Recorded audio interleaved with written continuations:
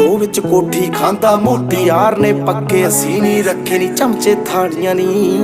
ਉਹ ਘੋੜੇ ਚਿੱਟੇ ਕੁੜੀਆਂ ਬਰਾਊਨ ਗੱਡੀਆਂ ਕਹਾੜੀਆਂ ਨੀ। ਉਹ ਘੋੜੇ ਚਿੱਟੇ ਕੁੜੀਆਂ ਬਰਾਊਨ ਗੱਡੀਆਂ ਕਹਾੜੀਆਂ ਨੀ।